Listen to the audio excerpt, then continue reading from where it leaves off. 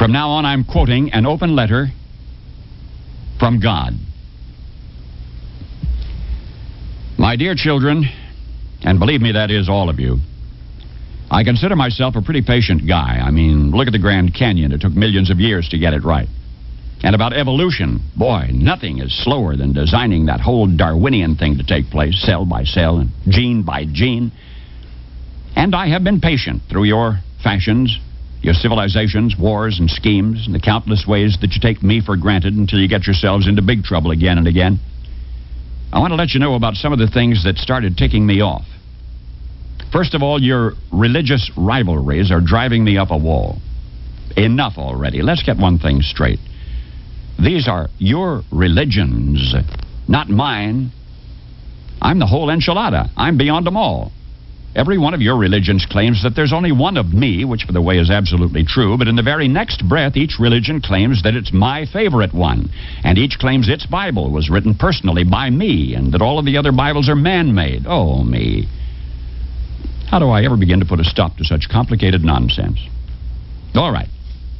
Listen up now. I am your father and mother, and I don't play favorites among my children. Also, I hate to break it to you, but I don't write. My longhand is awful, and I've always been more of a doer anyway. So all of your books, including those Bibles, were written by men and women. They were inspired men and women. They were remarkable people, but they also made mistakes here and there, and I made sure of that so that you would never trust a written word rather than your own living heart. You see, one human being, to me, even a bum on the street, is worth more than all of the holy books in the world. That's just the kind of a guy I am. My spirit is not an historical thing. It's alive, right now, as fresh as your next breath. Holy books and religious rites are sacred and powerful, but they are not more so than the least of you. They were only meant to steer you in the right direction, not to keep you arguing with each other, and certainly not to keep you from trusting your own personal connection with me. Which brings me to my next point about your nonsense. You act like I need you and your religions to stick up for me or win souls. For my sake, please don't do me any favors. I can stand quite well on my own, thank you. I don't need you to defend me. I don't need constant credit. I just want you to be good to each other. And another thing, I don't get all worked up over money or politics, so stop dragging my name into your dramas. For example, I swear to me that I never threatened Oral Roberts. I never rode in any of Rajneesh's Rolls Royces, and I never told Pat Robertson to run for president. And I have never, ever had a conversation with Jim Baker or Jerry Falwell or Jimmy Swaggart. Of course, come Judgment Day, I certainly intend to. Now, the thing is, I want you to stop thinking of religion as some sort of a loyalty pledge to me. The true purpose of your religions is so that you can become more aware of me, not the other way around. Believe me, I know you already. I know what's in each of your hearts. And I love you anyway, with no strings attached. So lighten up and enjoy me. That's what religion's best for. What you seem to forget is how mysterious I am. You look at the petty differences in your scriptures and you say, well, if this is the truth, then that can't be.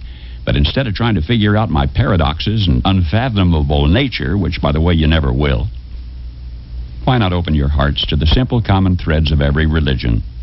You know what I'm talking about. Play nice with each other. Love and respect everyone. Be kind. Even when life is scary or confusing, take courage and be of good cheer, for I'm always with you. And learn how to be quiet so that you can hear my still small voice. I don't like to shout. Leave the world a better place by living your life with dignity and gracefulness. For you are my own child. Hold back nothing from life. For the parts of you that can die surely will, and the parts that can't won't. So don't worry. Be happy.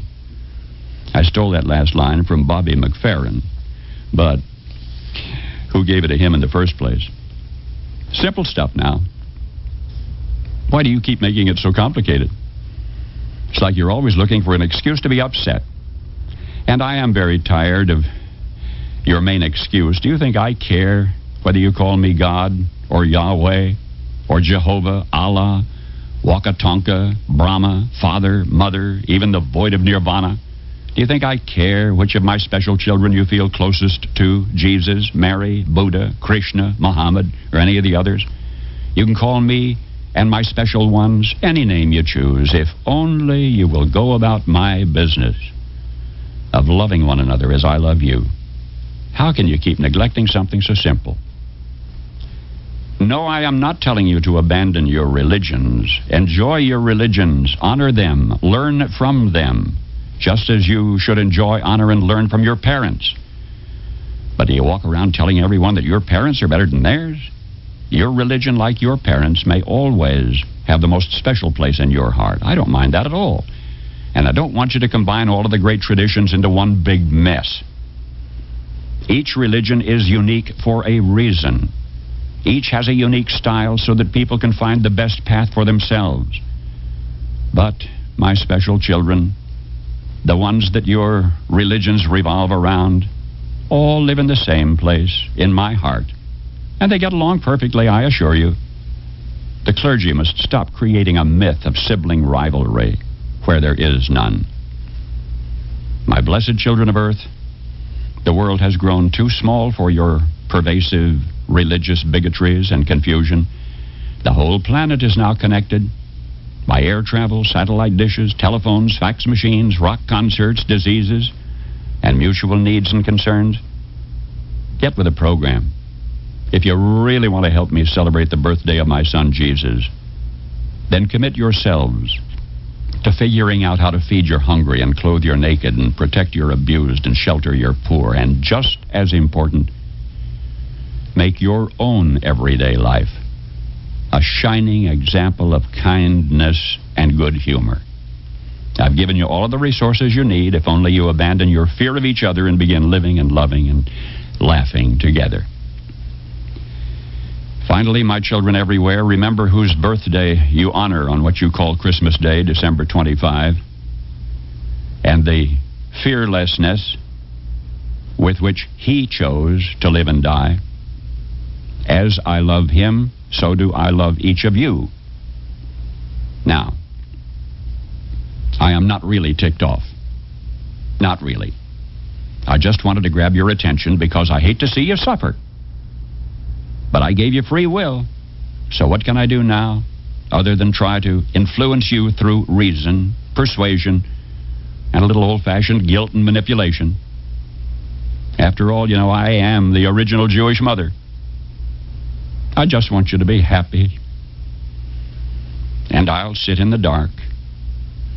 I really am, indeed, I swear, with you always, always.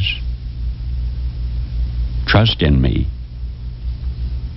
Your one and only God.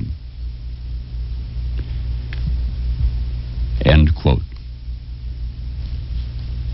Paul Harvey. Good day.